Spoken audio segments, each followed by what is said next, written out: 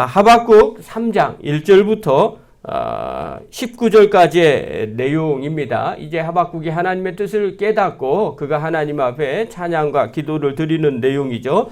하박국은 주님의 일을 수년 내에 나타나시고 진노 중에라도 긍휼을 잊지 않게 해달라고 간구를 합니다. 하나님은 택하신 백성, 기름 부음 받은 자를 구원하시려고 영광 중에 임하셔서 악인의 머리를 치신다고 고백하죠. 그리고 자신은 비록 소출이 없고 양과 소가 없어도 구원의 하나님으로 인해서 기뻐하리라, 이렇게 노래하는 내용이 오늘 하박국의 내용입니다. 좀 구체적으로 보면요, 1절부터 2절에 보면 주님에 대한 소문을 들어서 내가 이제 알았다는 겁니다. 이것은 기도하고 하나님의 뜻을 깨닫고 난 뒤에 하나님의 이런 계획이 있군요, 그러면서 그 소망, 이렇게 비전이라고 얘기할까요? 그것을 알게 된 겁니다. 그래서 그것을 빨리 이루어 달라고 간구를 하는 겁니다. 그런 하나님의 뜻이 있었군요. 지금이 이렇게 악해 보이고 힘들어도 하나님의 그 계획이 빨리빨리 이루어지기를 바랍니다, 이렇게 이야기하는 거죠. 그러면서 3절부터 7절까지의 내용은요, 하나님의 위엄을 찬양합니다. 하나님은 정말 이러이러한 위대하신 분이십니다 라고 이야기를 하죠. 그러면서 하나님은 어디서부터 하냐? 대면에서부터 오고 바란산에부터 왔다. 그의 영광은 하늘을 덮었고 그의 찬송은 세계에 가득하다. 또 그의 광명이 햇빛 같고 광선이 그의 손에서 나온다. 또 그의 능력이 권능이 그 속에 감추어져 있다. 역병이 그 앞에서 행한다. 불덩이가 그 발에서 나온다. 또 그가 서면 땅이 진동을 한다. 또 그가 보면 모든 나라가 전율하며 느낀다는 거죠. 한번 쳐다만 봐도 흔들리고 두려워하기 시작하는 거죠. 그리고 영원한 산이 무너지고 무궁한 작은 산들이 엎드려진다. 또 그분이 하나님이 행하시면 예로부터 원래 그러하시도다. 그러면서 내가 본즉, 하박국이 본즉 구산의 장막이 환난을 당하고 땅의 휘장이 미디안 땅이 휘장이 흔들리는구나. 하나님의 위엄이 이렇게 대단하다고 이야기를 해요. 그러면서 이야기해요. 8절부터 12절까지의 내용은요, 바벨론보다 강력한 하나님의 군대가 이제 다가옴을 이야기를 하고 있어요. 그래서 그 부분을 설명을 해줘요. 여호와여, 주께서 말을 타시고 구원의 병거를 모시오니 강들이 분이 여기심이나이까. 하나님의 주께서 친히 말을 타신다는 거죠. 그러면서 9절에 보면 뭐라 그러냐? 주께서 활을 꺼내시고 화살을 바로 쏘셨다. 그것을 보고 10절에 보면 산들이 주를 보고 흔들린다. 그 다음에 11절에 보면 날아가는 주의 화살, 이렇게 표현하죠. 또 주의 방패의 창이 광채로 말미암아 해와 달이 그 조소를 멈추었다, 이렇게 표현하죠. 그 다음에 12절에 보면 주께서 노를 바라사 땅을 두루셨으므로 분을 내리사 여러 나라를 밟으셨나이다. 대표적으로 바벨론을 어떻게 하겠느냐? 하나님께서 멸망을 시킬 거라는 거예요. 그러면서 13절부터 15절까지 여호와께서 바벨론을 멸하시고 이스라엘을 구원하실 것을 설명을 합니다. 그래서 13절에 보면 이렇게 시작을 하죠. 주께서 주의 백성을 구원하시려고, 기름 부음 받은 자를 구원하시려고 나오신다는 겁니다. 그러면서 그들을 어떻게 하느냐? 14절에 회오리 바람처럼 이르러서 그를 흩으려 하며 가만히 가난한 자를 삼키기를 즐거워하나 오직 주께서 그들의 전사의 머리를 그들의 창으로 찌르셨나이다.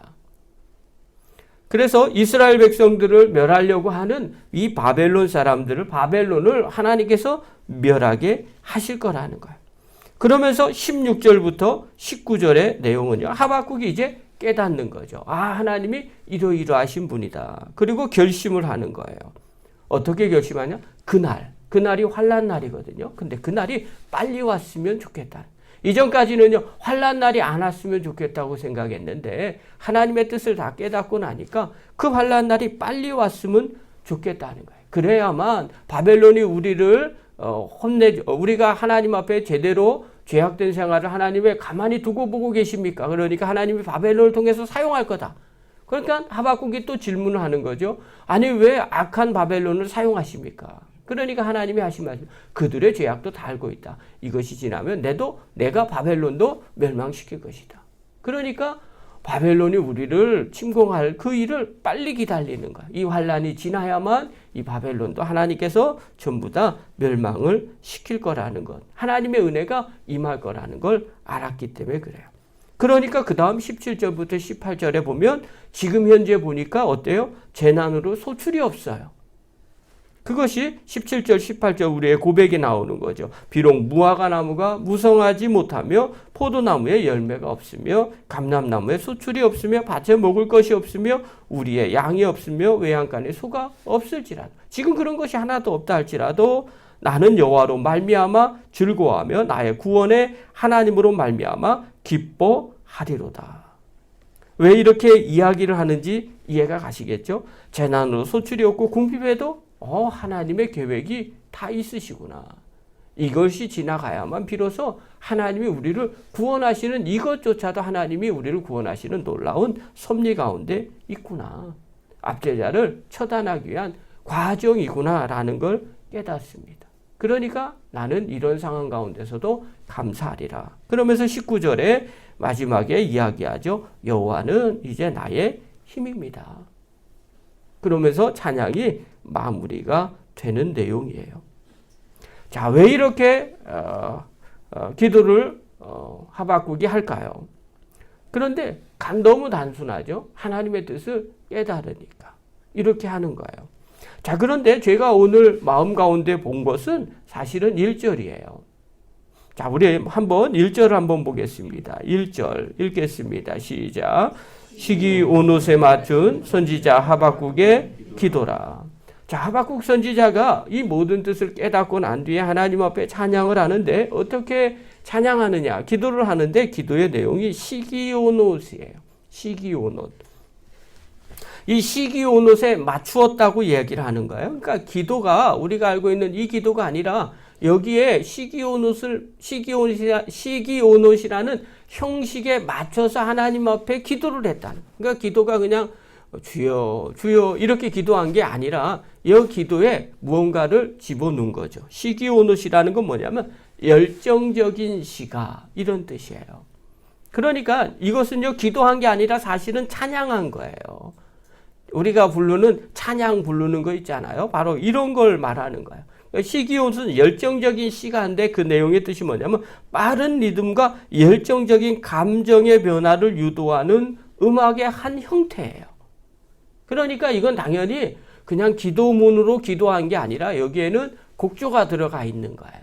찬양으로 부른 거예요. 막 빠르게 열정적인 감정으로. 아니 지금 멸망당하는데 지금 바벨론이 쳐들어와야 되는데 그리고 아무것도 없는 상황 가운데서 그리고 불평하고 원망하면서 하나님 도대체 이게 뭡니까? 그렇게 따졌던 하박국이 지금 아주 열정적으로 빠른 리듬과 열정적인 감정의 변화를 유도하는 그런 찬양에 자기의 기도문을 얹어버린 거예요.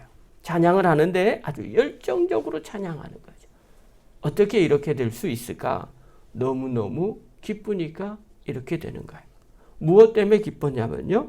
하나님의 계획과 하나님의 뜻이 무엇인지를 비로소 깨달은 거예요.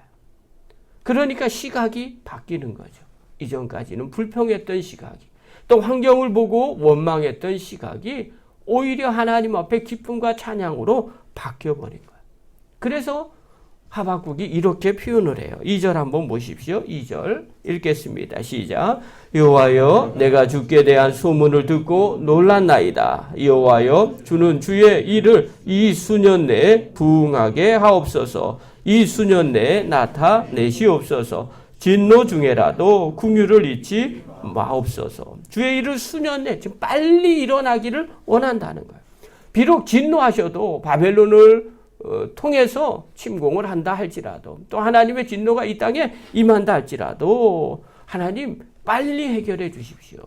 그리고 긍휼을 잊지 마시옵소서. 하나님의 그 계획하심 계속 있다는 것 우리가 알고 있습니다. 빨리 그 일이 진행되게 해 주십시오. 여러분 이거 깨달으니까 하박국이 암울한 상황 가운데서도 힘든 상황 가운데서도 기뻐할 수 있었던 거예요. 하나님의 놀라운 계획이 이 어려운 고난 가운데 또 이 바벨론을 통해서 이루어진다는 사실을 깨닫고 나니까 하나님 앞에 찬양하게 되는 거죠. 사랑하는 성도 여러분, 이것은 그때만 일어나는 게 아닙니다. 오늘 우리에게도 마찬가지예요. 우리의 인생의 문제에서 사실 누구나 다 힘들고 어려운 상황에 맞닥뜨리는 분들이 계십니다. 여러분, 힘들고 어렵다고 다 원망하고 불평하지는 않습니다. 문제는 그 어렵고 힘든 현재의 상황 가운데서 내일의 소망이 있는 사람은요, 기다립니다. 그리고 기쁨으로 바라보게 됩니다. 그러나 내일에 대한 소망을 보지 못하고 듣지 못한 사람은 오늘의 어려운 환경 때문에 힘들고 낙심하고 원망하고 불평하게 돼 있는 거죠. 여러분, 힘들고 어려운 오늘의 상황 가운데 우리가 해야 할 일이 뭘까요? 하박국 선지자처럼 하나님 앞에 기도하는 거예요. 하박국 선지자는요, 지금의 상황이 너무 힘들었습니다. 그래서 먼저 하나님 앞에 원망하고 기도한 거예요. 하나님, 도대체 왜 간섭하지 않으십니까? 사실 이건 되게 불충한 기도 같거든요. 어떻게 우리가 하나님 앞에 이렇게 왜라는 질문을 갖고 기도합니까? 그런데 하나님은요, 그 기도를 들어주십니다. 그리고 앞으로의 계획하심을 알려주시죠. 답답한 마음의 하박국이 하나님 앞에 이렇게 기도할 때 하나님은 자신의 계획을 알려주시는 분이죠. 그것을 깨닫고 나니까 오히려 하박국은 원망하는 사람이 아니라 감사하는 사람으로 바뀌어지게 되더라는 거예요. 오늘 우리가 꼭 붙잡아야 될 귀한 말씀이 이것입니다. 힘들고 어려운 상황 가운데 원망과 불평만 하는 것이 아니라 하나님 앞에 그걸 가지고 기도하는 겁니다. 도대체 왜 나에게 이런 일이 있습니까? 또 오늘의 상황이 이렇게 힘들고 어렵습니다. 주님, 어떻게 앞으로의 계획들이 무엇인지 저에게 알려주시기를 바랍니다. 여러분, 힘들고 이해되지 않을 때 우리가 해야 할 일은 하박국처럼 기도하는 거예요. 기도하는 자에게 하나님은 반드시 응답해 주신다고 약속하셨습니다. 여러분, 악한 자라도 좋은 것을 자식에게 줄 알거든 하물며 하나님께서 사랑하는 자에게 좋은 것을 주시지 않겠느냐. 예수님께서 제자들에게 하신 말씀이에요. 오늘 우리의 삶 가운데 힘들고 어렵다 할지라도, 때로는 이해되지 않는다 할지라도 하나님 앞에 부르짖고 기도하십시오. 그러면 하나님의 계획과 하나님의 은혜를 알게 되죠. 그때부터 우리의 시각이 바뀌어지게 됩니다. 오늘의 어려움이 어려움으로 보이지 않고요, 오히려 빨리 이 시간이 지나가기를 바랍니다. 왜냐하면 내일의 소망이 있기 때문이죠. 하나님의 계획하심, 그것을 알고 오늘의 일을 견뎌내고 또 이겨내서 내일의 소망을 발견하시고 바라보시고 그것을 이루어가는 믿음의 거룩한 종들 되기를 간절히 축원합니다. 기도하겠습니다.